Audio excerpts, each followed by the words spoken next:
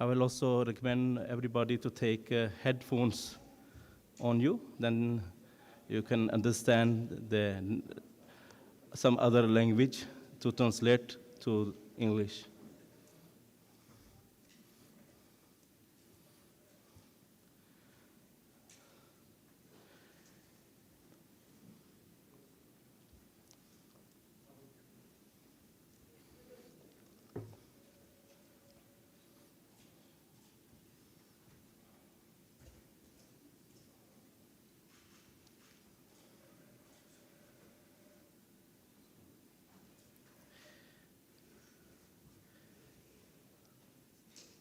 Dear friends, His Excellency Dr. Tedros, Secretary General of WHO, His Excellency Dr. Muhammad bin Abdul Karim Al Isa, Secretary General of Muslim World League, His Excellency Yohan Soka, Acting General Secretary World Council of Churches, His Excellency Mr. Jagan Shamgain, Secretary General International Federation of Red Cross and Red Crescent Society, His Excellency Mr. Kjell Magne Bondevik, former Prime Minister of Norway, Excellencies, ladies and gentlemen, present in Geneva and following elsewhere online.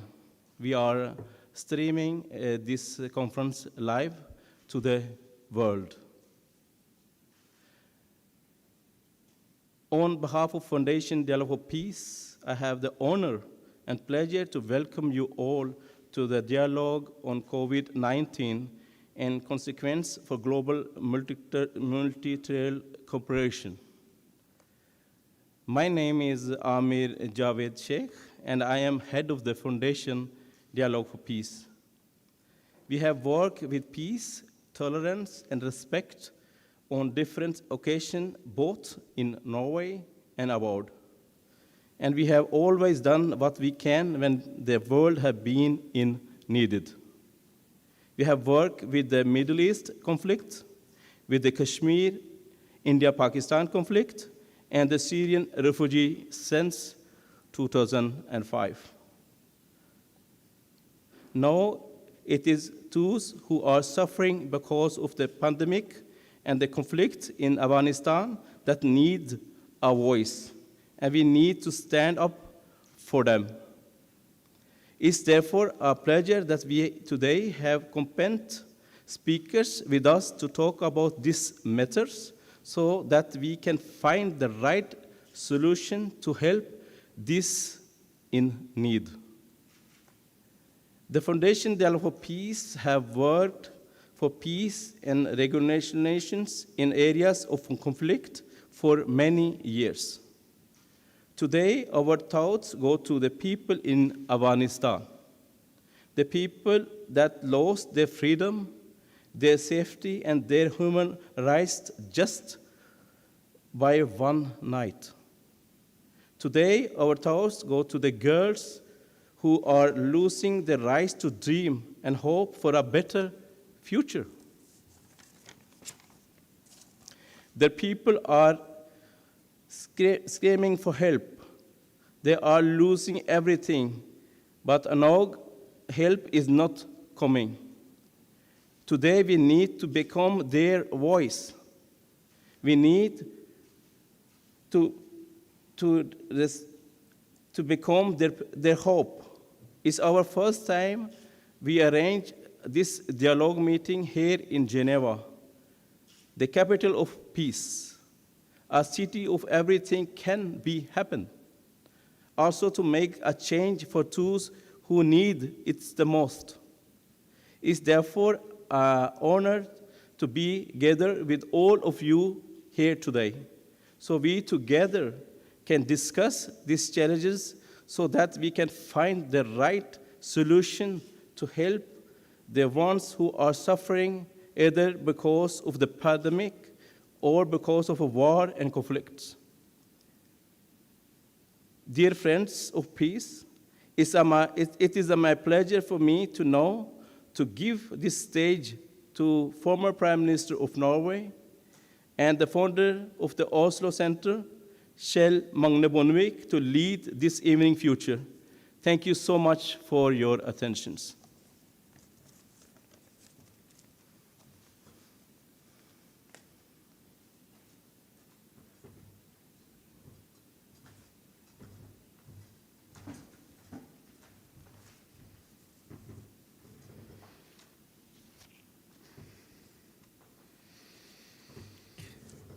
Your Excellencies, ladies and gentlemen, it is indeed an honor for me to be the moderator for this seminar today about COVID-19 and the consequences for global multilateral cooperation. We have a distinguished list of speakers and panelists, and they were now presented by Mr. Amir Sheikh, so I don't have to go through that list now.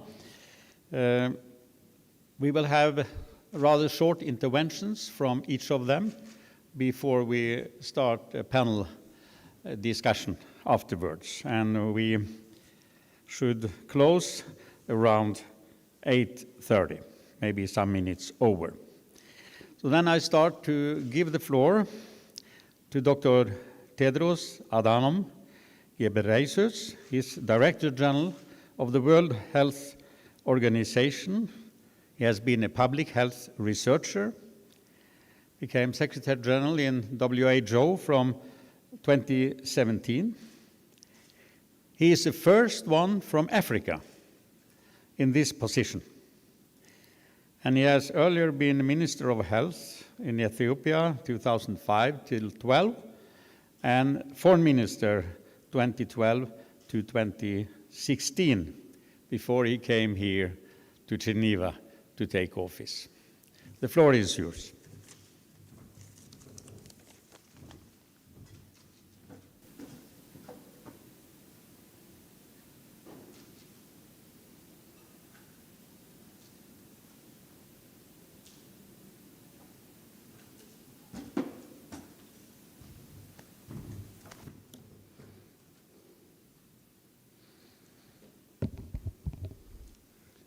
Thank you, Your Excellency and moderator,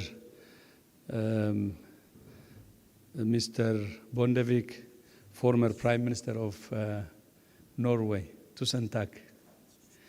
And Your Excellency, Dr. Mohammed bin Abdul Karim Al Isa, Secretary General of the Muslim World League, Your Excellency Yohann Sousa, Secretary General of the World Council of Churches, Your Excellency Jagan Chapgain, Secretary General of FCRC, Your Excellency Ambassador of Norway, Ambassador Tina Morsch-Smith, and my dear brother, Amir Javad Shah, head of the Foundation Dialogue for Peace, Excellencies, dear colleagues and friends.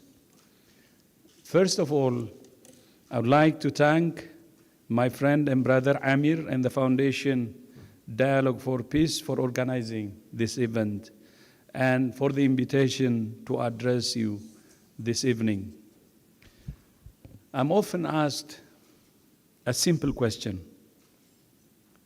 and that question is, when the pandemic will end. Actually, one colleague, a journalist based in Geneva, asked me the same question while coming into the room. So that's a common question, a question for all of us. My answer is equally simple. The pandemic will end when the world chooses to end it, because it is in our hands. And I will tell you why. We have all the tools we need. We can prevent this disease. We can test for it, and we can treat it. That is more than we have for many other diseases that have been around much longer. and which pose more complex and as yet unsolved scientific and medical challenges. There is no vaccine for HIV, no cure for Alzheimer's disease, no simple test for all forms of tuberculosis. The list is very long, so I will stop here. Not so for COVID-19. This is a pandemic whose course is very much in our control. And yet, many regions and countries are still seeing steep increases in cases and deaths. Why? At one level, the reasons are simple. Increased social mixing and mobility, and the inconsistent use of public health and social measures in the context of more transmissible variants and inequitable access to vaccines are all driving transmission.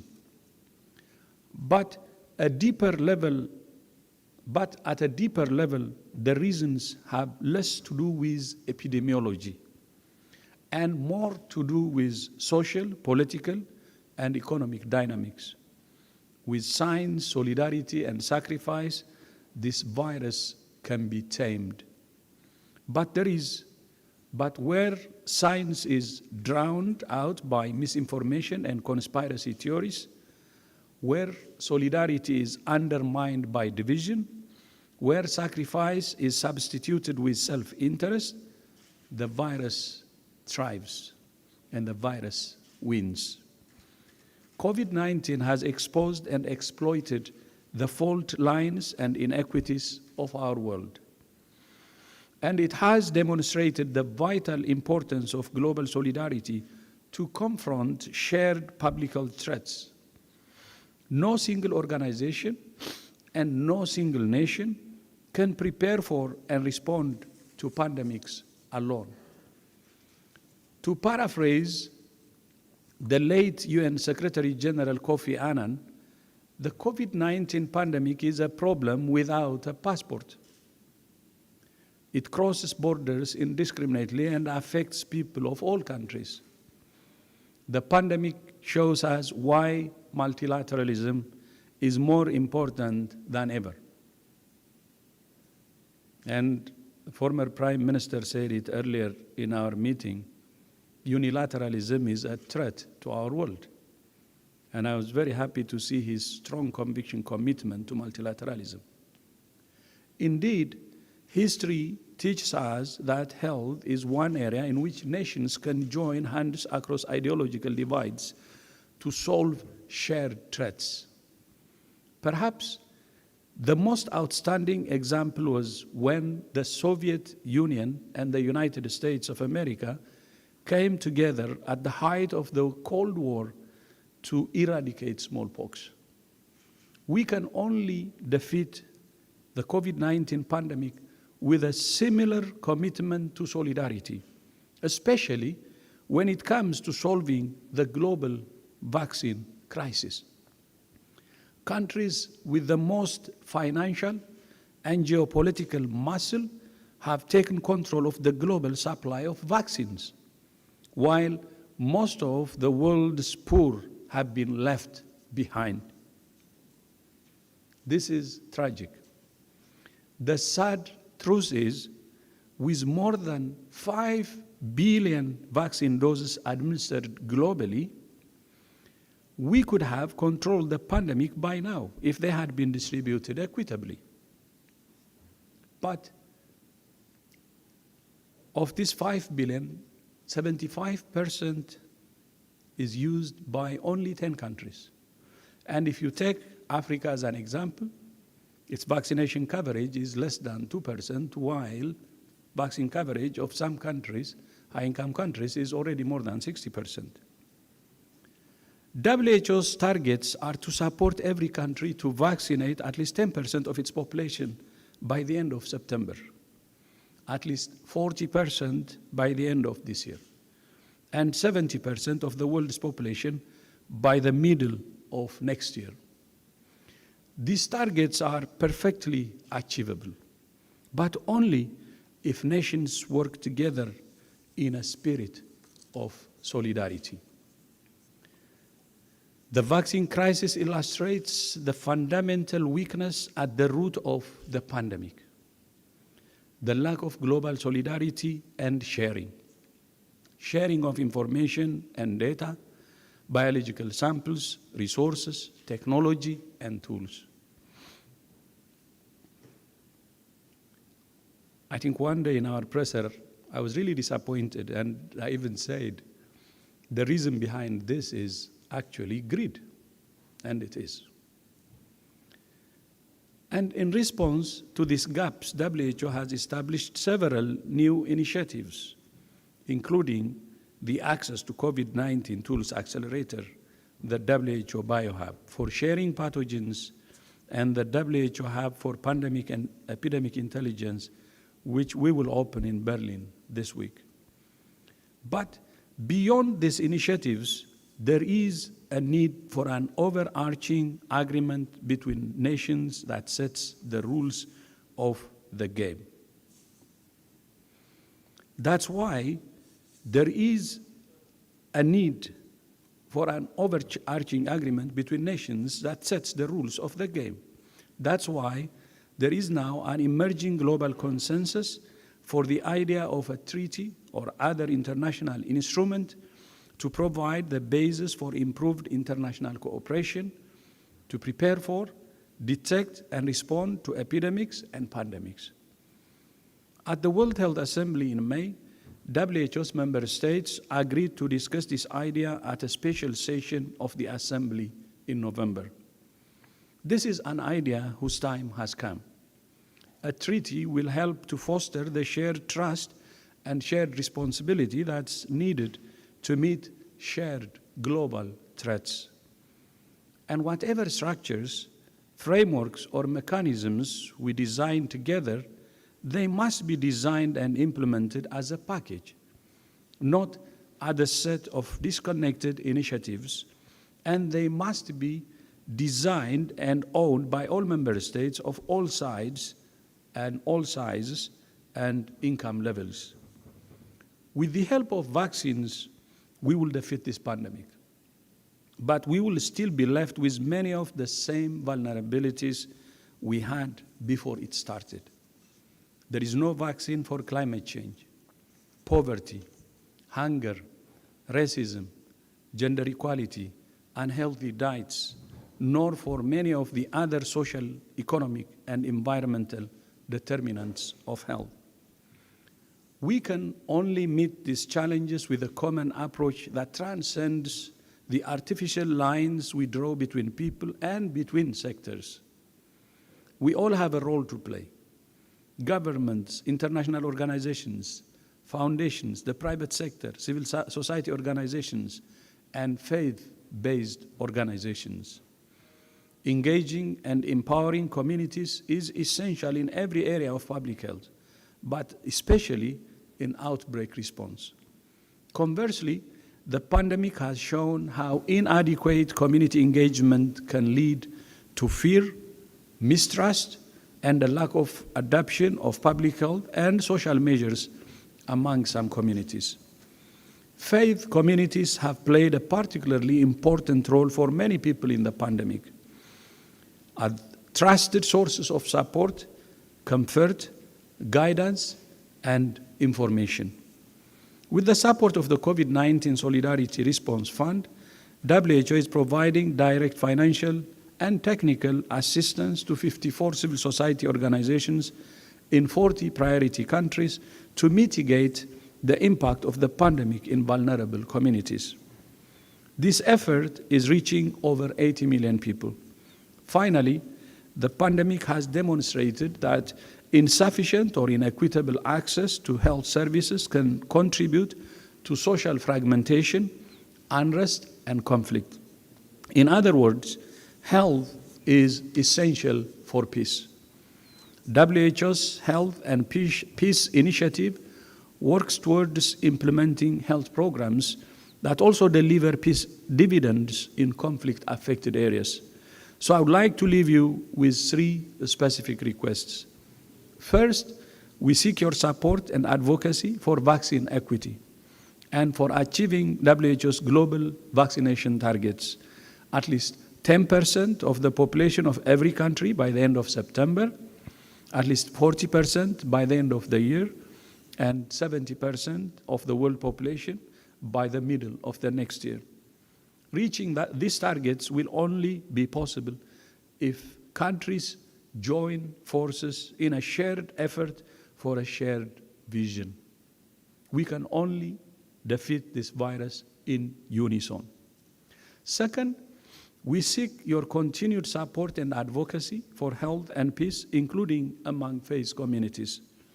Ultimately, the best way to keep communities healthy and safe is if communities are engaged, informed, and empowered by leaders and institutions they trust to protect themselves.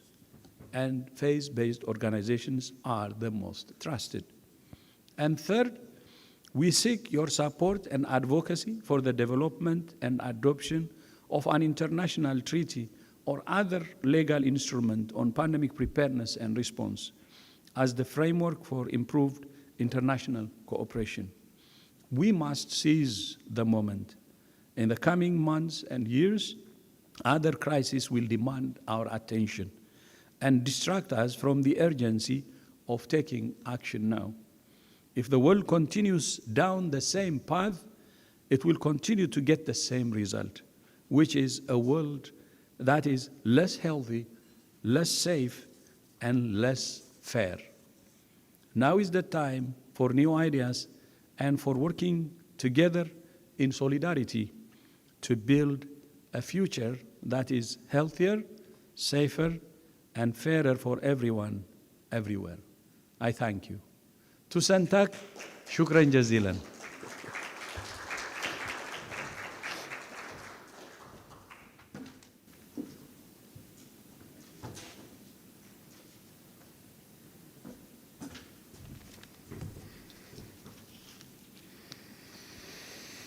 Thank you, Dr. Tedros. And when Ami Sheikh in his welcoming remarks mentioned people in some countries who are suffering those days, I also had to think about people in your home country, Ethiopia, where people are suffering these days because of an ongoing conflict. The second speaker will be Dr. Muhammad bin Abdulkarim Al-Isa, Secretary General of the Muslim World League, former Minister of Justice in Saudi Arabia, but in his position now a spokesperson for peace and reconciliation, and I will also say representing a moderate Islam. So the floor is yours, Dr. Al-Isa.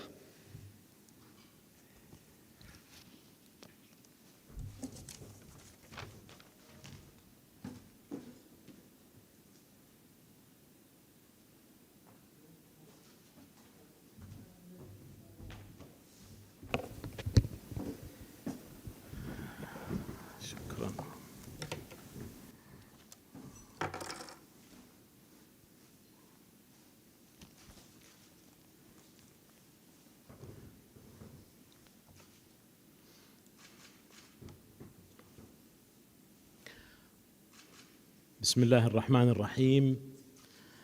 معالي الدكتور تيدروس أدهانوم المدير العام لمنظمة الصحة العالمية، معالي السيد جاغان الأمين العام للاتحاد الدولي لجمعيات الصليب الأحمر والهلال الأحمر، معالي السيد كاجيل بوندفيك رئيس مركز أوسلو ورئيس وزراء النرويج الأسبق، معالي السيد عامر جاويد الشيخ رئيس مؤسسة الحوار من أجل السلام، صاحب الغبطة القس الدكتور يوان سوكا الأمين العام بالنيابة لمجلس الكنائس العالمي، الحضور الكريم، سيداتي سادتي،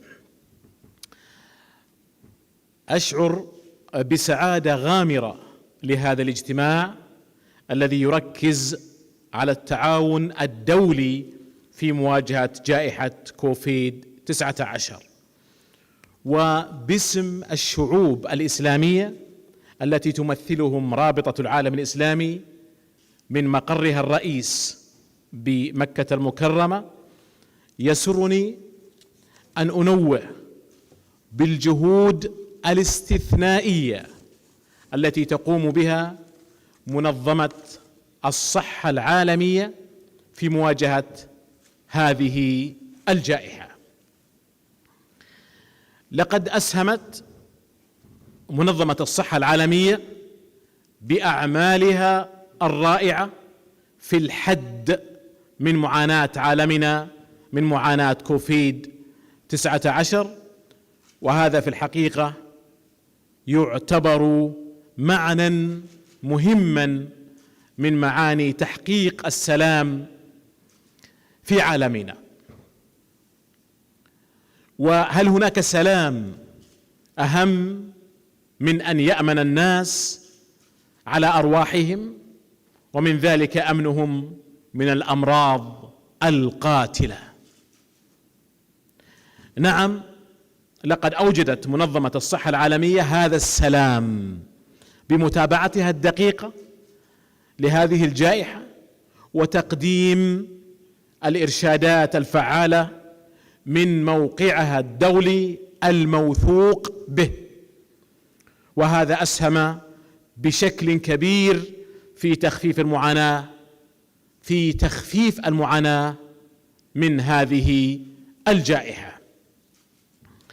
أصبحت هذه المنظمة في زمن كوفيد صانعة السلام العالمي من خطر عدو قاتل استهدف عالمنا كله بدون استثناء. ومن خلال الجهود المستمرة ذات الكفاءة العالية لمنظمة الصحة العالمية تم الحد بشكل كبير من فتك هذه الجائحة بالأرواح، كما تم الحد من إنهاك المنشآت الصحية. قادت هذه المنظمة دول العالم التي لديها وعي وجدية، قادتهم بكفاءة عالية إلى المواجهة الصحيحة لهزيمة عدونا المشترك الذي أنهك عالمنا وأفزعه أكثر مما أنهكته وأفزعته عدد من الحروب.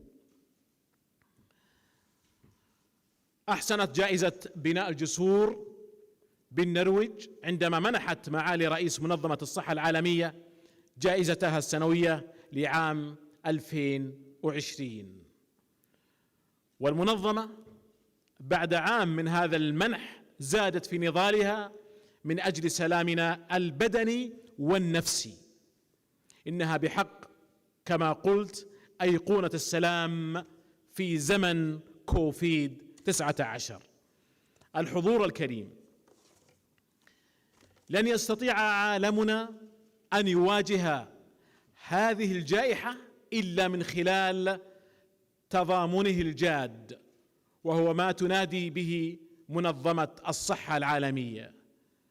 ومجتمعاتنا الوطنية لن تستطيع أن تتعاون في ذلك إلا من خلال تعزيز الوعي لدى الأفراد والمؤسسات، ولا بد أن يصاحب ذلك برامج مدروسة وقوانين فعالة على ضوء نصائح وإرشادات منظمة الصحة العالمية. سعدنا كثيراً بالمتابعة الفعالة من قبل هذه المنظمة لمسار التحصين العالمي ضد هذه الجائحة. ولكن بعض المجتمعات الوطنية هي أمام بعض المشكلات، منها مشكلة الوعي بأهمية التحصين، ومشكلة توفير التحصين للجميع وخاصة الدول الفقيرة. والمشكلة الأولى لا يمكن علاجها إلا من خلال المؤثرين في المجتمعات، هذا من جهة، ومن جهة أخرى من خلال القوانين الفعالة التي تحاصر المتهربين من التحصين. وأتمنى لو اتفقت دول العالم على عدم السماح بالدخول لأي دولة بدون جواز صحي مجاز من منظمة الصحة العالمية، وأن يكون ذلك فعالا لدى جميع دول العالم بدون استثناء. من جهتنا في رابطة العالم الإسلامي، وهي منظمة دولية مستقلة، قمنا بمساعدة ملايين المحتاجين حول العالم في بداية الجائحة وبعد انتشارها، ولا نزال نواصل جهودنا التي نراها واجبا علينا. لقد تركزت جهودنا على تأمين أكبر قدر ممكن من الماسكات مع التوعية باستخدامها، وتأمين أكبر قدر ممكن من أجهزة الأكسجين والأطباء والممرضين، والمساهمة في تأمين تكاليف شراء اللقاحات. لا نميز في ذلك لأي تمييز، لا لدين ولا لسياسة ولا لعرق. قمنا في هذا بمساعدة أيضا بلدان أوروبية غنية كانت وقت الجائحة أحوج ما تكون للوقوف معها بعدما أصبح نظامها الصحي على حافة الانهيار، وهذا واجبنا المقدس. نعم، هو واجبنا المقدس الذي جعل هذه الجائحة تحمل لنا دروسا عظيمة لا نزال نستفيد منها كل يوم. ومن أهم هذه الدروس إدراك ساكني كوكبنا أنهم أسرة واحدة، مهما حاولت بعض الأفكار والمصالح تفريقنا عن بعض. والخالق جل وعلا يصنع بلطفه ورحمته، يصنع في المتاعب التي هي من طبيعة هذه الحياة، يصنع منها سبحانه وتعالى فوائد لتوقظنا من غفلتنا وتعلمنا في حياتنا. نعم، ننطلق في كل ما سبق من واجبنا الإنساني، وهو واجب مقدس، ولدينا التعاون واتفاقيات مع المؤسسات والمنظمات المحبة للسلام وبناء الجسور وتعزيز الصداقة بين الشعوب ومواجهة الفقر والمرض والجهل والكراهية والعنف. ونعمل على كل ما سبق في عدد من الدول، وندعم المشاريع الجادة، وبيننا وبين تلك المنظمات والمؤسسات تعاون مشترك، وبيننا وبين حوالي 100 منظمة ومؤسسة حول العالم تعاون مهم. لقد تطورت منظمتنا خلال ال5 سنوات الأخيرة لتصبح من أهم المنظمات الدولية التي تعمل باستقلال تام من أجل إنجاح الأهداف النبيلة المشار إليها، وهي أهداف إنسانية مشتركة وواجبات مقدسة مشتركة. ونحن معكم اليوم كشركاء هدف إنساني مهم لمواجهة كوفيد-19 من خلال كل ما نستطيع فعله. أدركنا أن بعض الأفكار الدينية سواء لدى بعض المسلمين أو غير المسلمين، أدركنا أنها شكلت أحيانا حاجزا ضد أخذ اللقاحات أو القناعة بوجود وباء جائحة هي كوفيد-19. ومن جهتنا قمنا بما يجب من التوعية، وخاصة توعية القادة الدينيين المؤثرين في بلدانهم، وذلك بالتعاون مع شركائنا في الدول التي تتطلب التدخل للمساعدة. ومن آخر هذه البرامج الفعالة برنامج إمامز فور فاكسين، ويعتمد هذا البرنامج على تحفيز الجميع على أخذ اللقاحات وتوضيح الجانب الديني لهم لتصحيح المفاهيم الخاطئة. كما من المهم التوزيع العادل للفاكسين حتى لا يستأثر به الأغنياء ويبقى الفقراء وحدهم أمام تهديد هذه الجائحة القاتلة. وإذا حصل ذلك سيكون هذا عاراً على العالم كله، وستكون هذه الوصمة أقوى في قلوبنا من ألم هذه الجائحة. ويسعدني في الجانب الديني في هذا اللقاء يكون معنا الدكتور يوان سوكا للعمل على أهدافنا المشتركة في هذا الموضوع، كما أننا سنعمل كذلك مع عدد من القيادات الدينية حول العالم والقيادات المجتمعية المؤثرة حول العالم من أجل إقناع الجميع بأمرين: أولاً إقناعهم بأهمية أخذ اللقاحات، وأيضاً إقناعهم بأهمية التوزيع العادل لها. العالم اليوم أسرة واحدة، يجب أن يعلم أنه أسرة واحدة. كورونا لم تفرق بين أحد، ولكن الماديات والهروب من هذه الجائحة حاول البعض أن يفرق فيها. ونريد من خلال كل المخلصين، من خلال أصحاب القلوب التي تحمل معاني الإنسانية، أن تقوم بواجبها في التوزيع العادل للقاحات. كما ذكر معالي السيد تيدروس قبل قليل بأن العالم يحتاج إلى تضامن، وأنه هو الذي بإذن الله يقرر إنهاء هذه الجائحة. نحن نبذل كل ما نستطيع من خلال جهودنا حول العالم في تخفيف الأعباء وفي تصحيح المفاهيم، ونعمل مع شركائنا حول العالم. وأكرر بأننا نقدر تقديرا عاليا لمنظمة الصحة العالمية دورها الاستثنائي الذي أصبح وبكل فخر صانع سلام أعوام أو مرحلة كوفيد-19. وشكرا لكم.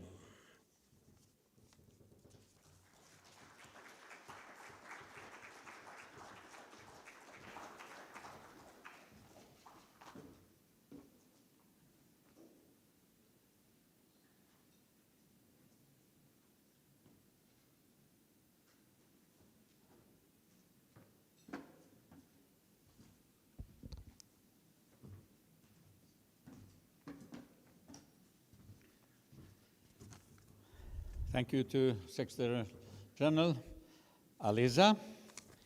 And we now move forward to the leader of an other big religious organization, the World Council of Churches, where I also had the honor for some years to chair the the Commission of International Affairs.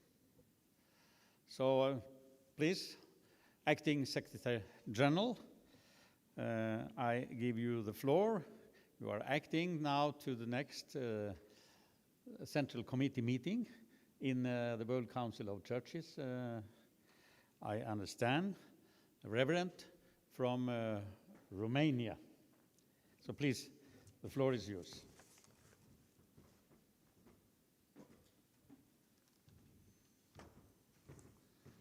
Thank you very much. Before I start reading what I have on my paper, I wanted to start with a sentence which is not here.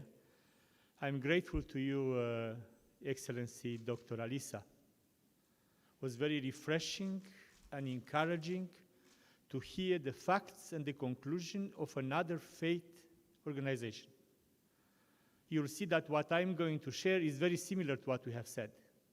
So we have many things in common, and there are ways of multilateral cooperation among faith-based organizations.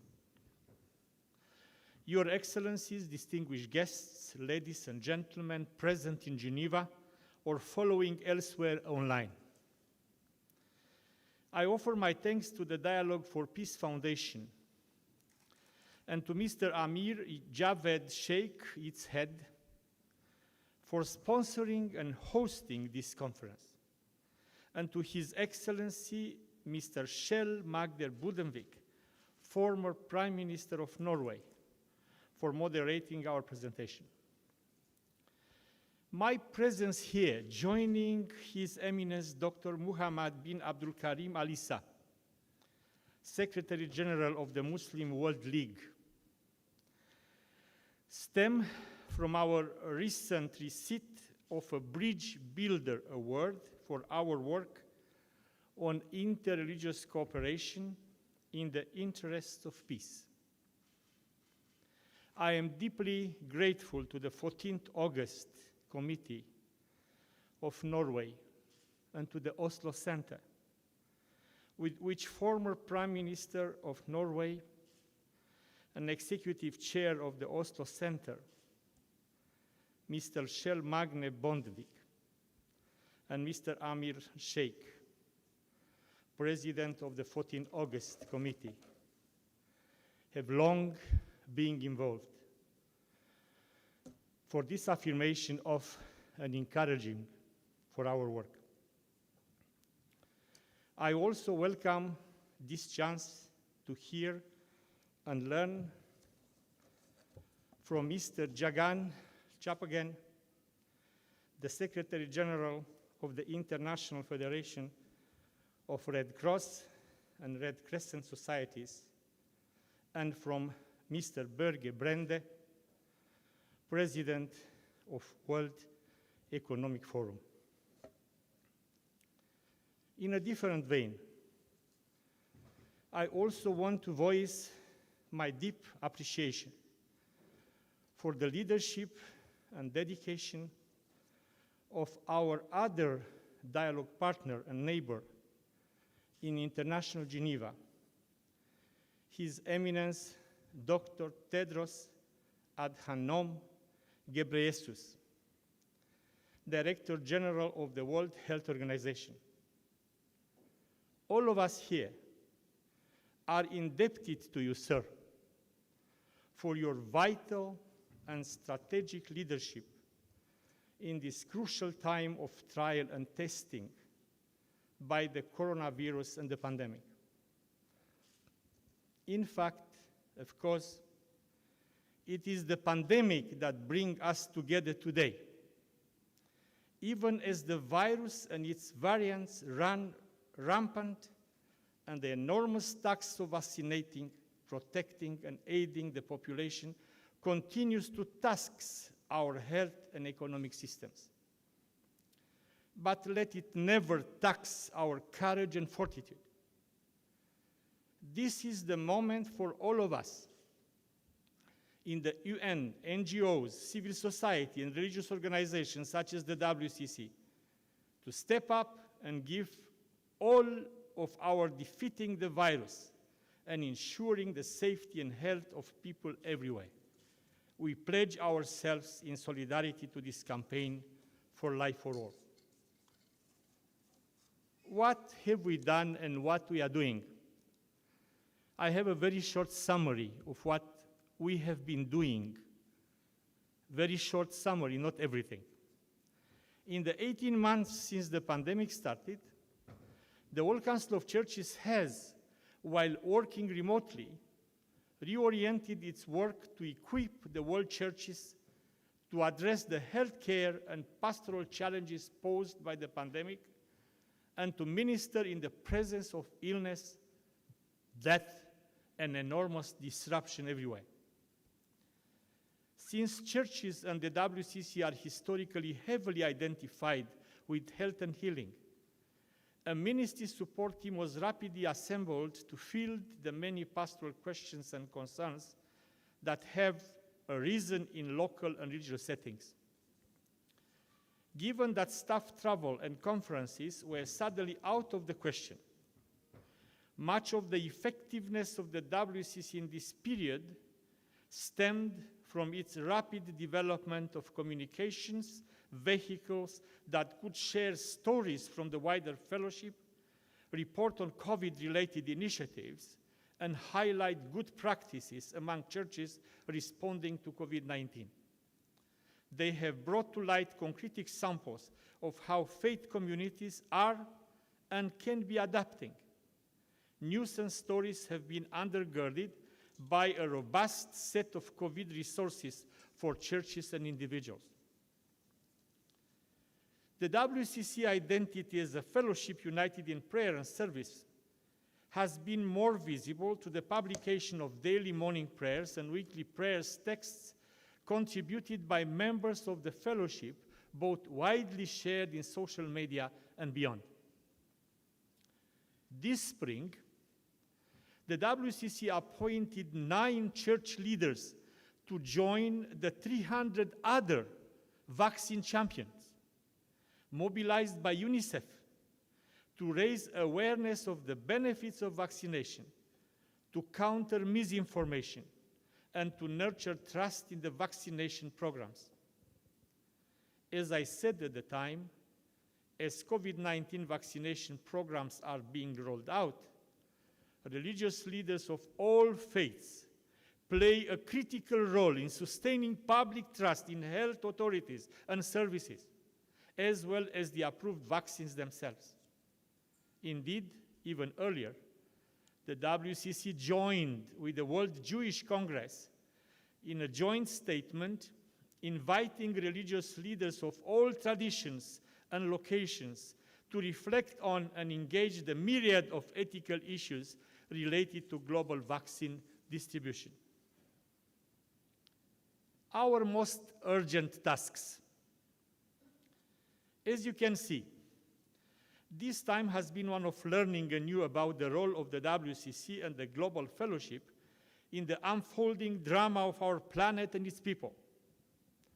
For me at least, our work and relationships over this last period and presently have hammered home some abiding convictions of the ecumenical movement. And I briefly mentioned those convictions, which I learned during this period.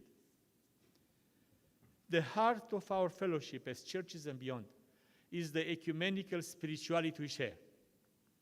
This is the flame that fuels our drive for justice and sparks our work for peace. That spiritually inspired work of the WCC has a much broader reach, however. It aims to achieve not only the unity of Christians, but of the whole creation, and to overcome divisions in order to serve all humanity and its quest for justice and peace. A measure of our accountability as individuals and as churches lies in our openness to being transformed ourselves and to transforming our world by meeting the concrete needs of others. Since global health and well-being are closely linked to our very identity as a faith-based fellowship, it is our responsibility and call to contribute multilaterally to alleviate this pandemic. In concrete terms, our effectiveness as a global fellowship is conditioned by our indispensable partnerships with like-minded organizations such as WHO, UNAIDS, and UNICEF, as well as with other religious traditions and with a constellation of governments and international agencies that serve the common good. On this basis and at this juncture in the pandemic, the WCC, through its executive committee, has strongly condemned the global injustice and inequities emergent in the pandemic. It has urged sharing and administering vaccines, sharing technology, overcoming skepticism, and rescuing those whose lives and health have been upended by the pandemic. It has called the governments, agencies, religious leaders, boards and leaders of corporations with ownership of patents and materials to exercise leadership and act together urgently to ensure broad, rapid, equitable, and affordable distribution of therapeutics and vaccine worldwide to overcome this failure and to right this wrong. Such efforts dovetail well with the international efforts of the WHO. The Executive Committee appealed for the compassionate sharing of technology and know-how to enable manufacturers in hard-hit countries in the Global South to produce vaccines for their people and others. And I quote from the Executive Committee, "We urge greater support for and contributions to the WHO COVID-19 Technology Access Pool as a key instrument for this purpose, and to the COVAX facility for more equitable distribution of available vaccine supplies," their statement said. We recognize that beyond issues of supply and distribution of vaccines, other factors have intensified the impacts of the pandemic and as yet stand in the way of an exit from this crisis. Prospects for further cooperation. What then have we learned from this journey? Fundamentally, I think, we have learned the real importance of our work, not in spite of our faith identity, but because of it. Our identity as a global Christian fellowship enables us to address this crisis in a deeper cultural and spiritual dimensions, to break barriers and build bridges, and to work relationally, in particular, and then conclusions like yours, Dr. Issa. The pandemic has revealed or reinforced our shared vulnerability, but also our fundamental community as humans, our solidarity across divides and borders, and our capacity for empathy, understanding, and even heroic sacrifice.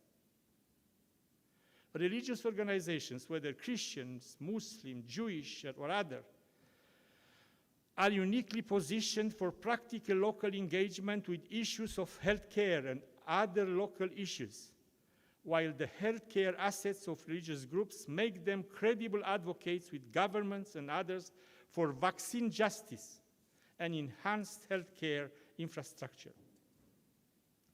Increasingly, we find out that our programmatic labors are at the intersection of UN agencies, NGOs, and religious organizations, not just to leverage to scale, but to build on consensus about the shape of the human good in our times. Increasingly, too, we find that our shared faith commitment, however differently conceived, and shared values draw us closer ties and collaboration with other religious traditions in cooperative work for climate justice, for religious freedom, and against human trafficking, for example. Likewise, our programmatic directions rooted in our faith and spirituality are very much in alignment with the Sustainable Development Goals of the United Nations. The SDGs, while interrupted by the pandemic, remain key to humanity's viability on this planet. Finally, although religions and religious traditions, including Christianity, have much to regret and repent in their history, and are sometimes received skeptically, they remain the wellspring of our deepest cultural values and most conspicuously of the value and dignity of human life and well-being. We bring that value to bear in all we do and all we ask of others. A brief conclusion. Has the pandemic revealed any promising new elements for our work together? I believe it has. Not only in our work, but also in the wider world. The fundamental learning from this pandemic has been of our shared vulnerability and shared faith as one humanity. We now feel more keenly the fragility of human life indeed, of all life on this planet. Now we all more consciously value the deep connection we share with each other in family and community, nation and world. We now evince the new openness to admitting and confronting historic injustices and a new moral reckoning on race, class, and gender. We also more readily acknowledge and celebrate the concerns and insights of women, youth, native peoples, and those who are routinely victimized by our systems of economy and systems of healthcare, immigration, asylum, and politicizing. In such ways, perhaps the pandemic will see the new readiness for real social change and commitment to our one humanity in this one world. Let us build on that.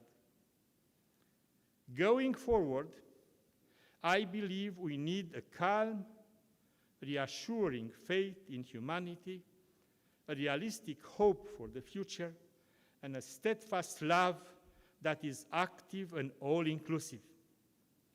In partnership with all of you and with people of goodwill, we in the Global Fellowship of Churches from all over the world hope to contribute to that vital endeavor.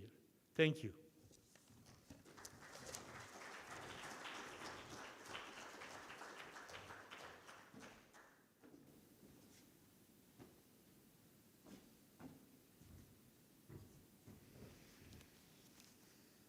Thank you.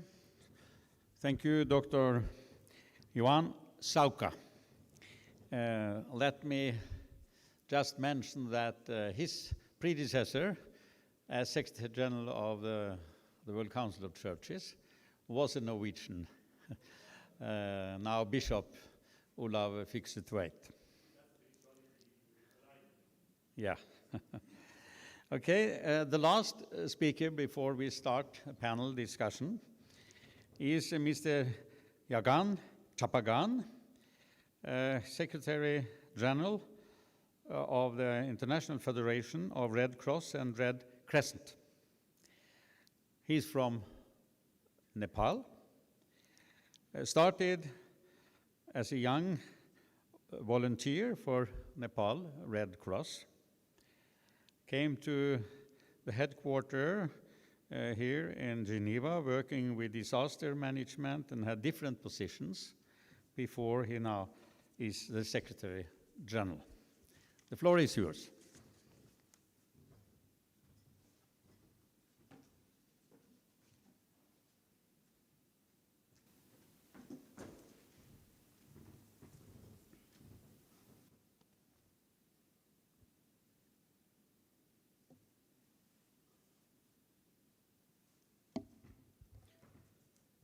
Good evening, Your Excellencies, ladies and gentlemen. Thank you so much for this honor to invite me to speak in front of you. I really consider this as a true honor. At the outset, let me acknowledge and thank you for your contribution to advance the global humanitarianism and peace agendas around the world through you and through your networks. Tonight, I will share some of my thoughts on our collective commitment, how we align key elements of humanitarian action and peace. So I will go a bit beyond COVID-19. Of course, this is not a new idea, but it is one that faces a new urgency. Over 100 years ago, peace was the ultimate objective when our founders created the Red Cross Red Crescent movement. One of the mottos of the Red Cross Red Crescent movement is per humanitatem ad pacem. It means through humanity to peace, which is at the preamble of our Constitution, which states that by its humanitarian work and the dissemination of its ideals, the movement promotes a lasting peace. At the International Federation of Red Cross and Red Crescent Societies, we operate on the notion that peace is not only an absence of violence and conflict, but a dynamic process of cooperation among all states and peoples founded on respect for freedom, independence, national sovereignty, equality, human rights, as well as on a fair and equitable distribution of resources to meet the needs of peoples. And I think this becomes very relevant now when we are dealing with COVID-19, when there is not much of an equal distribution of resources. Across the humanitarian and development sectors, there remains a debate and tension about whether humanitarian action can contribute to building peace. International organizations, donors, and many other sectors tend to treat these as two distinct issues or phases of supporting or an intervention. This leads to programmatic and budgetary silos, lack of harmonization and duplication of efforts, challenges everyone here today is all too familiar with. However, if we shift our perspective to those of the communities we serve, if we shift our perspective from the donors or the organizations to the communities we serve, the communities, they see the issues they face as needs, rights, or aspiration. Very simple and very clear. We are the one who complicate things. The needs, rights, or aspirations in a community are interlinked and directly impact their well-being, dignity, and peace. There is no need chart that shows the start and end point of a humanitarian action. There is no one specific action that alone builds or promotes peace. Peace is an outcome of multiple initiatives and actions over a period of time that meets the needs, rights, and aspirations of people. Now, how do we reconcile the differences in this perspective between the organization and the people? This becomes clearer if we all agree that our overarching objective and outcomes of our assistance must be about the people we seek to serve.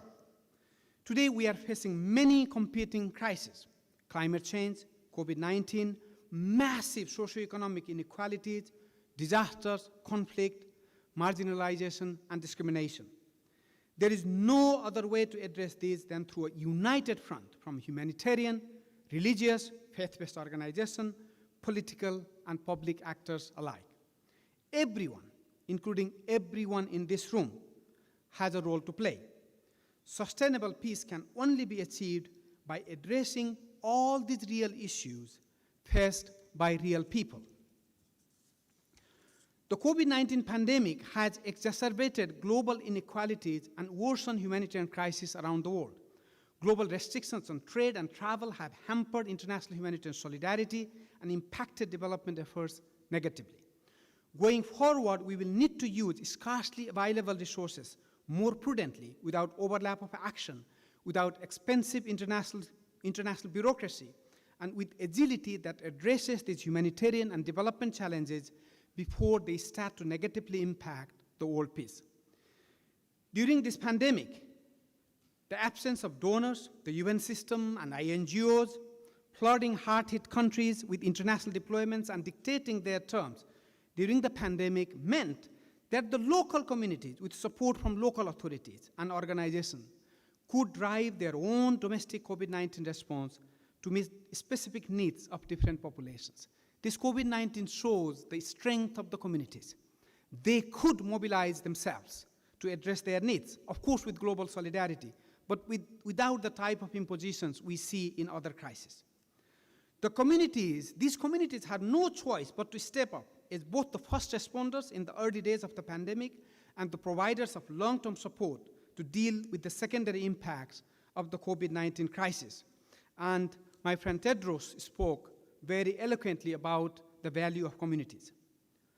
Our member Red Cross and Red Crescent societies have been at the forefront of local response to COVID-19 with their unique reach into communities, their extended networks of local branches, and scores of dedicated volunteers and professional staff. With support from the IFRC, they have reached hundreds of millions of people around the globe with public health and humanitarian support.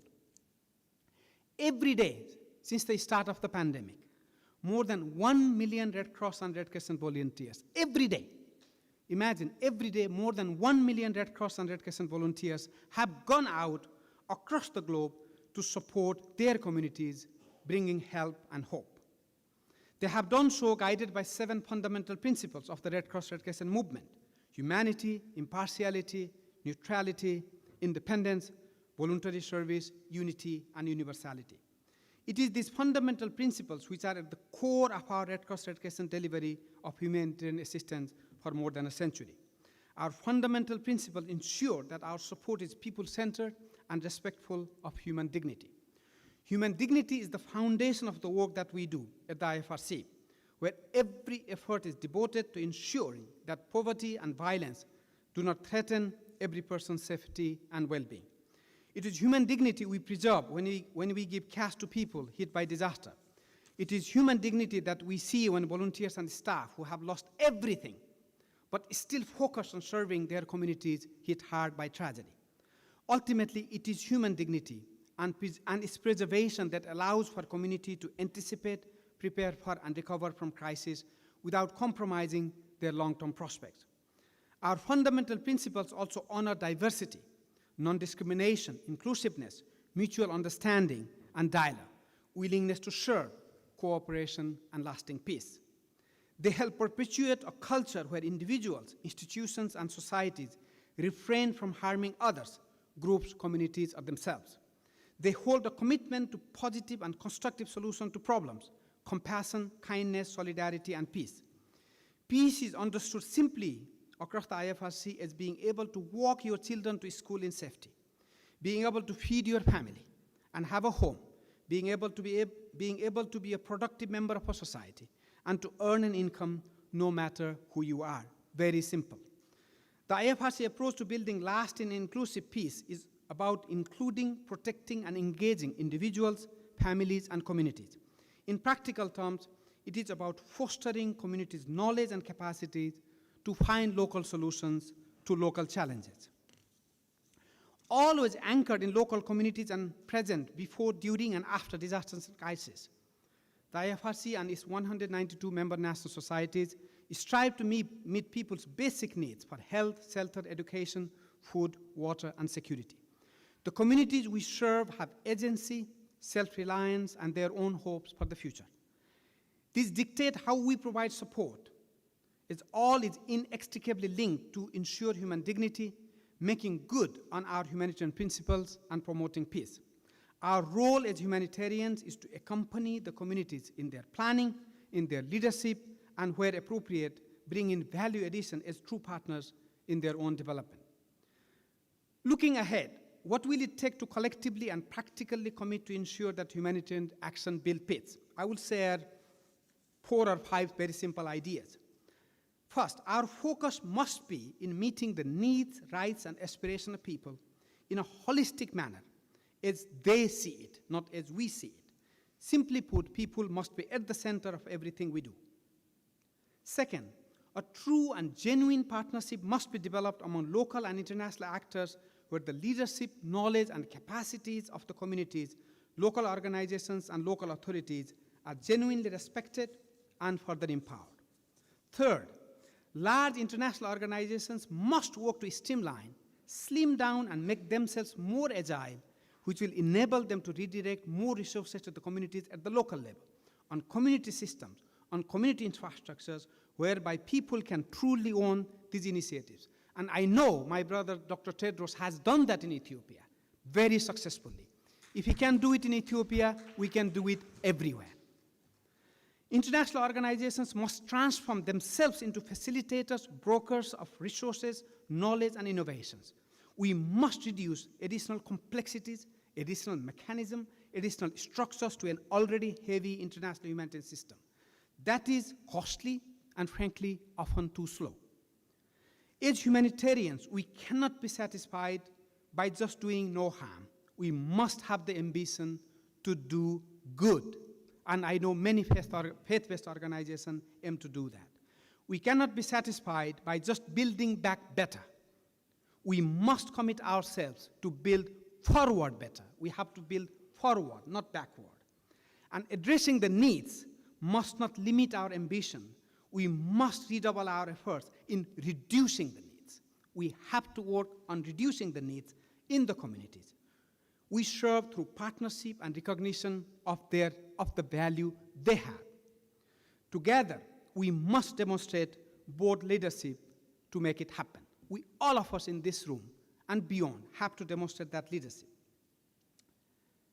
Let me close by a small quote. This is a quote from a shrine that was very famous in the 80s, and I think it is linked to, again, I think my brother Dr. Tedros, I think you will recognize it.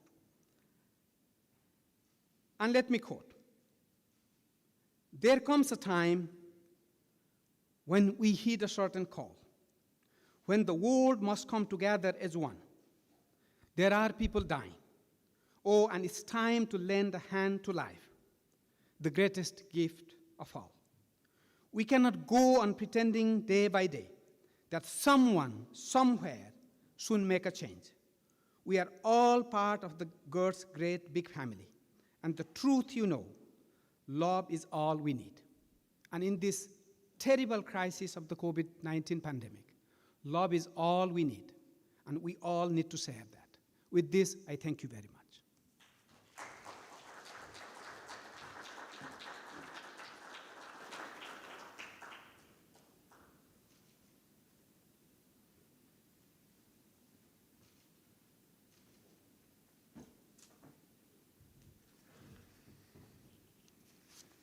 Thank you so much, Jagan Chapagan. And when I see you coming from Nepal, I have to remind myself that I had the pleasure of visiting your country some years ago in the capacity of leading the Oslo Center, because we tried to contribute a little bit to a project for democracy on how to follow up the constitution that was approved by your parliament some years ago. But now it's time for bringing the speakers up here in the panel. So I will ask all of you to come. Dr. Tedros, please come to the floor. And Ami Sheikh will guide you to the right chair.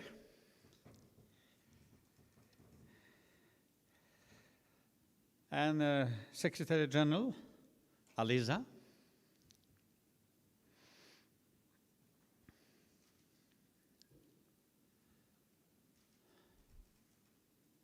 Dr. Johan Sauka. And the last speaker, Jagan Chapagan.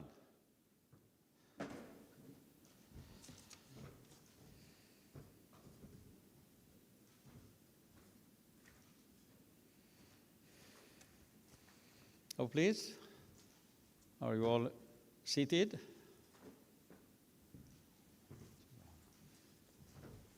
So please sit down. Please sit down.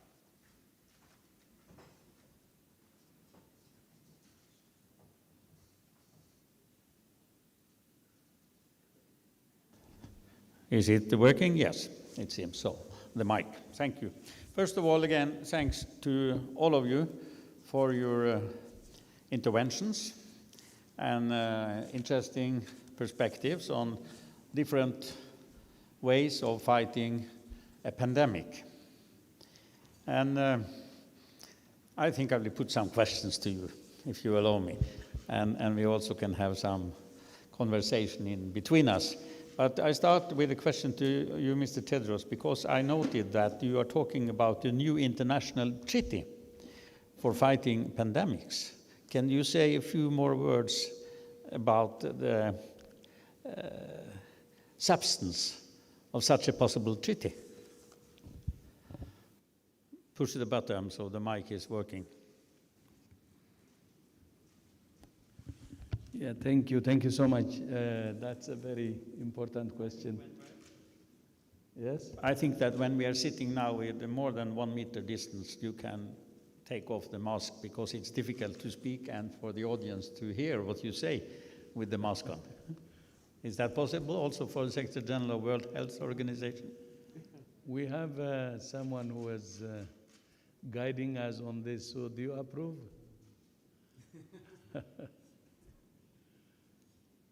Okay, you keep the mask on? I was hoping that you would lead us, but keep.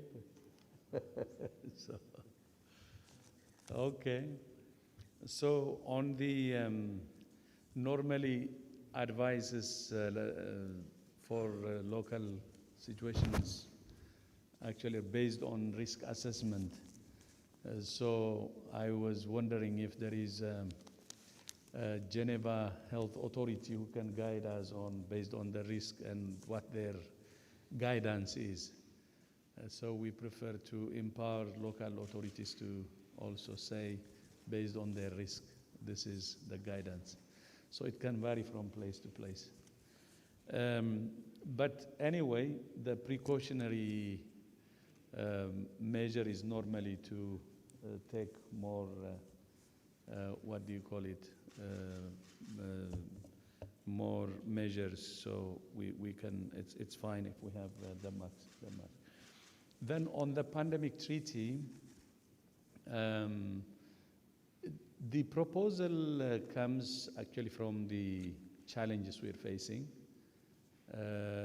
and I would like to actually recognize the person who originally proposed the idea. This is the President of the European Union Council, the former Prime Minister of Belgium, Charlie Michel. So it's good to give the credit where credit is due. So I really appreciate actually he suggested that. And then we picked up quickly because it's really important to have the instrument to address many of the challenges we're facing now fighting this pandemic. So the recommendation is based on preventing future pandemics, learning from today. So maybe to go into some of the reasons behind, as you know, there is a problem in sharing data. There is a problem in sharing information. There is a problem between countries in sharing samples like biological materials. And there is a problem in sharing technology. I can give you a long list of problems with sharing or with other things. And there is a problem also in national capacity. So to address these problems, there should be an instrument, a global instrument that can guide us so we can see what we can do when emergency is declared, and that could be one. But the pandemic treaty can also help us what to do even to prevent it. So from prevention to early detection, and covers up to managing the outbreak before it becomes a pandemic. So basically the pandemic treaty will address these problems, and it will help us to fight better the next pandemic. And that's what once, people asked me, can you tell us in a very simple way what a value will add? It will help us in addressing all the challenges which I said, in sharing data, sharing information, sharing biological material, and sharing technology. As you know, we are now struggling with sharing vaccines. And as I said earlier, it started from problems with sharing information. So if we have a framework, it can address all these issues. And this is what I would like to maybe say with regard to the pandemic treaty. And we will need your support, as I said earlier. Thank you so far, Dr. Tedros. I want to follow up with another question to you, since we have now two prominent religious leaders here between us, from Muslim World League and the World Council of Churches, two of the biggest religious organizations.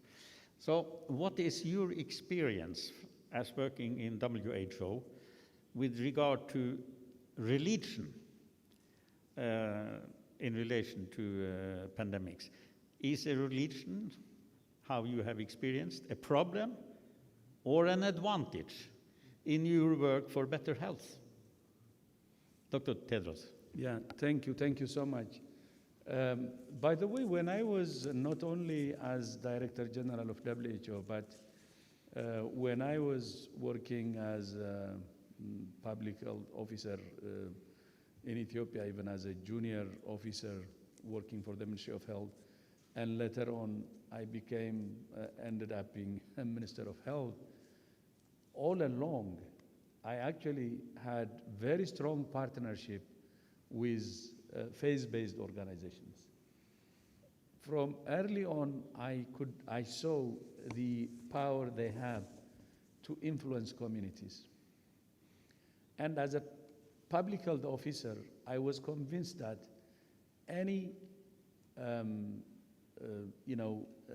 health-related activities we do, especially managing outbreaks, without mobilizing communities, it doesn't work. And faith-based organizations are better in mobilizing communities. As I said it in my speech, because they enjoy trust, better trust. And communities can be mobilized by those who trust them. Then, moving forward fast, I can give you one example. In the DRC, when Ebola started in 2018, this is as soon as I became Director General, there was Ebola outbreak in northern Kivu. That's eastern DRC. And I have been there, by the way, 14 times during the outbreak, and we have done everything to stop it in DRC. And unlike the Western Africa Ebola in 2014, the 2018 Ebola in DRC, it didn't cross to other countries. It stayed in DRC, and we managed it there. And at that time, when the Ebola outbreak hit, the community engagement was really weak, and there was even resistance. Then what we did was we approached the faith-based organizations, and they helped us in mobilizing the community. So the failures we had at the initial stage of the outbreak were actually corrected as soon as we involved faith-based organizations, because the communities had the trust in the faith-based organizations and they started to cooperate. And that's why we controlled the pandemic. So technical know-how that we have alone will not help. If communities are not convinced, you cannot defeat Ebola. By the way, this holds true for anything. If communities are not interested and they're not engaging, it's finished. It will not work. So we need to work with communities. So that's the recent in Ebola in northern DRC. Thank you. Just one thing to add maybe is, as you know, North Kivu in eastern DRC is an unstable area where there is major conflict, and more than 18 armed groups operating in that one province, North Kivu. So that makes it very, very difficult even to handle or to control Ebola, and that's why the role of faith-based organizations was really, really important and significant, actually, and that's the success behind controlling the pandemic in North Kivu. Thank you.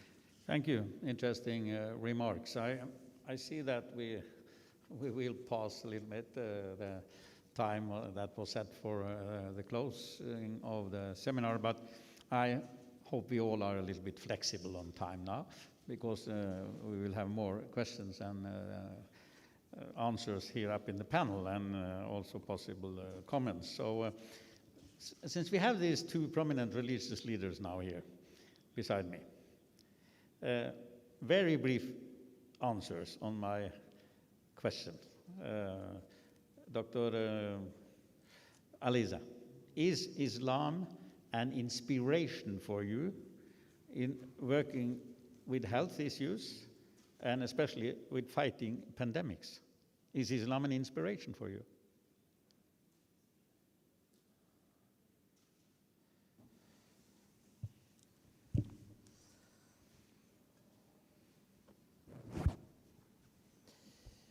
القيم الدينية عموما لديها مشتركات. هذه المشتركات هي مصدر إلهام الجميع. الدين يحفز من جهة قيمه الداعية إلى التعاون، الداعية إلى الثقة بالجهات المسؤولة، الداعية كذلك إلى العدل، ونحن نتحدث قبل قليل عن أهمية التوزيع العادل للفاكسين، والداعية كذلك إلى المسارعة في التجاوب مع الإجراءات الوقائية ضد مهددات المجتمعات الإنسانية عموما. لا شك أن القيم الدينية المشتركة والتي بين الأديان عموما، الإسلام وغير الإسلام، هي محفزة على مواجهة المخاطر عموما، المخاطر التي تهدد الإنسانية عموما، والمخاطر التي تهدد المجتمعات على وجه الخصوص. نحن نتضامن مع القيادات الدينية على مستوى العالم، وحققنا في ذلك نجاحات في كثير من الموضوعات، ونحن أيضا سوف نواصل جهودنا متضامنين في تحفيز المجتمعات لمواجهة هذا العداء المشترك للإنسانية عموما وهو كوفيد. أيضا هناك المجتمعات أو القيادات الدينية لديها تأثير في إقناع المجتمعات المتدينة بالمسارعة في أخذ اللقاحات، وأيضا توجيه نداء للمنظمات الدولية والمجتمعات الوطنية بأن يكون هناك تعاون إنساني من أجل التوزيع العادل. نعم، القيم الدينية المشتركة للإسلام وغير الإسلام لا شك أنها محفزة ومهمة. نعم.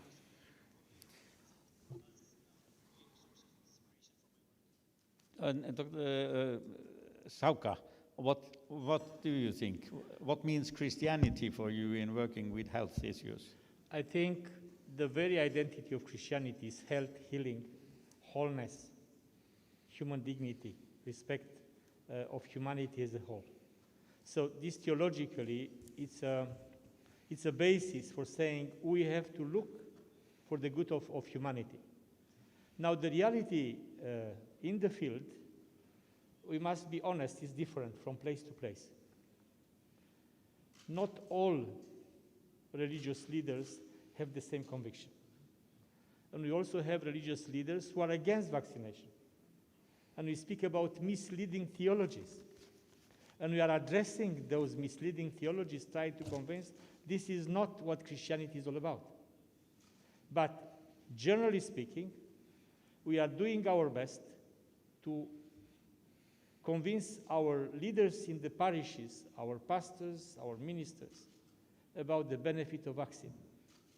And the role of religious community is great. Just imagine, the churches are present in every little small village. And if a minister is convinced about vaccination, that minister could convince the community. And you can have a real change in the world. That's why our role is great as the World Council of Churches, addressing our hierarchy, our professors, our leaders, our pastors, their turn to also speak with the community, and in this way to end the pandemic. And my own experience from participating at several interreligious dialogues is that we have some core values in common between the main religions. And one of them, in my view, is human dignity. You touched upon it. Human dignity. Human dignity is a basic value, I think, for all of us. And consequence of human dignity is, of course, human rights.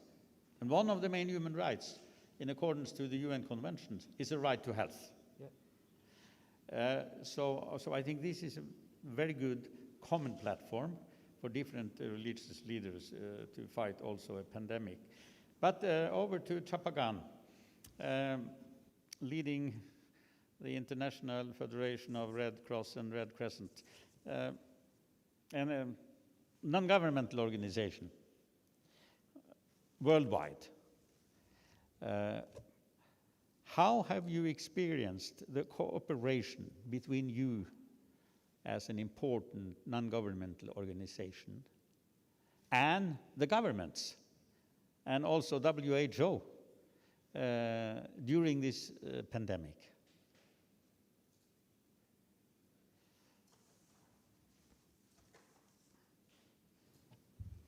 No, thank you for the questions, and it's actually quite interesting. I joke sometimes also when I met with Dr. Tedros that I started my role as a Secretary General just with COVID. So my role is as old as COVID has been. It's been really my preoccupation. Of course, there are many other crises and disasters we are also responding to. You know, the one thing for the Red Cross Red Crescent, in many ways, we are quite different than what we call non-governmental organizations, NGOs.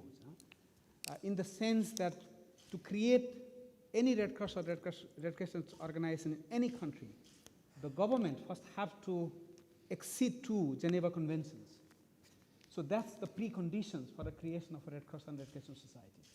So from that point of view, there is a connection between, so there is a commitment from the government before a Red Cross or Red Crescent society can be created. And one of the fundamental principles of the Red Cross Red Crescent is that we are auxiliary to the public authorities on humanitarian action. So that's sort of enshrined in the fundamental principles. So from that point of view, we are actually quite different than many other NGOs, the NGOs which generally we categorize. So from that point of view, actually we have that privileged relationship with the government in every country. The Red Cross Red Crescent is created either by the Act of Parliament or so it's not like the NGOs are registered in a government department, but the Red Cross are created by Act of Parliament or decree. So there is that very close and privileged relationship, and of course, in a certain situation, we have to keep a certain distance to ensure our neutrality and independence of humanitarian action. But when we don't have that situation, we collaborate very, very closely with the public health authorities in responding to this. Now, of course, with WHO, I think, the day I met, I think a day before I took the position, I had gone to meet Dr. Tedros in his office, and I think he warmly welcomed, and we have been collaborating. Because what I find the WHO and IFRC relationship is extremely complementary. WHO bringing the science and the network and of course, that representative of the, basically the universe around the health issues, and we bringing that community presence, the community volunteers, and we absolutely complement each other. And in the middle of the pandemic, actually Dr. Tedros and I, we signed an MOU to streamline some of the collaboration, which had been happening without MOU, but through the MOU, we wanted to streamline it. And one good thing I have seen on this pandemic, if we can say any good thing about the pandemic, is it has somehow encouraged or forced us to collaborate better. Because this has been such a big crisis. We all have to come together. And I think that's been my experience. I must say, as a new incoming Secretary General, this has been a very positive experience of collaboration and cooperation. I'm glad to hear that, because we really rely on that if we should succeed. Fighting pandemics, in my view, requires that people trust their leaders. We have seen this in many countries. And in my view, therefore, democracy in the longer perspective consequently is the best way also for fighting pandemics. Dr. Alisa, if I can challenge you tonight, as a leader of an organization with members and projects in many countries, some democratic, some not so democratic, what do you think about that? The connection between human rights, democracy, and the success of fighting pandemic?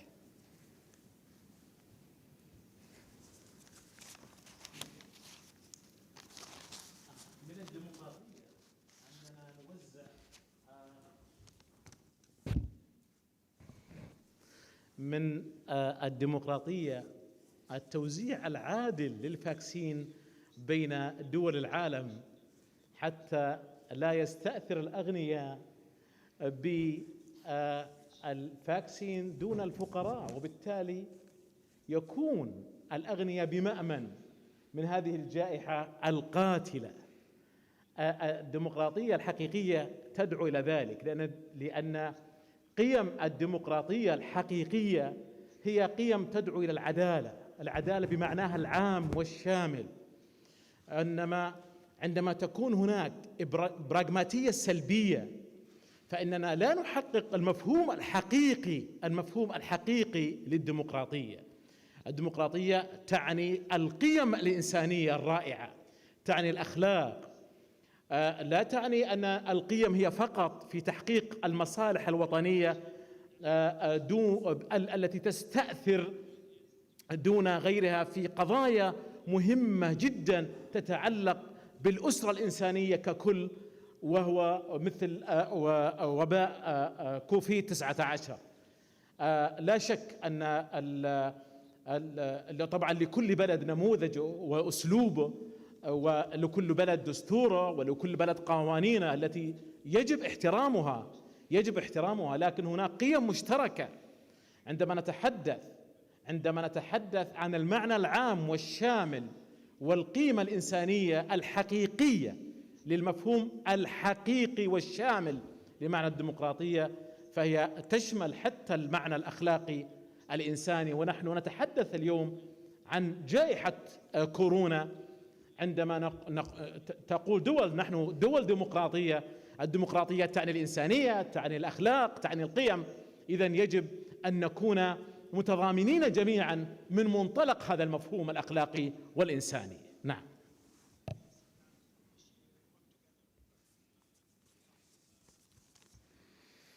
This is a very interesting discussion, and we could have continued for a long time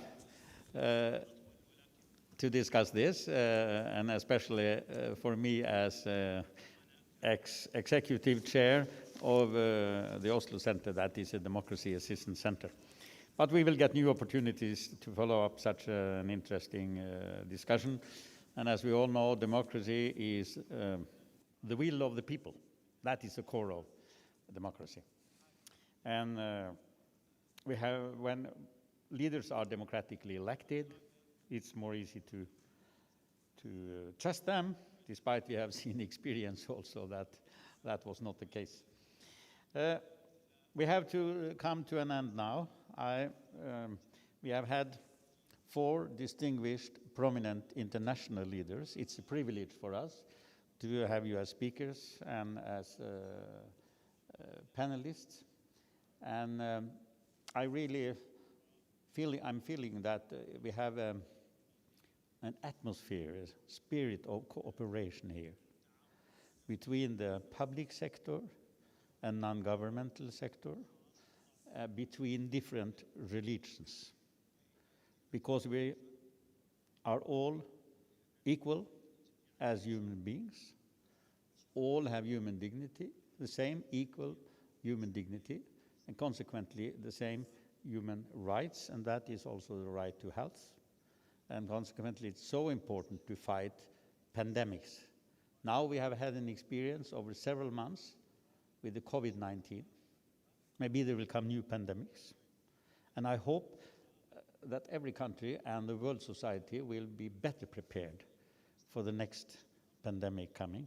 And then we rely on leaders like you. So many thanks to our prominent speakers and panelists.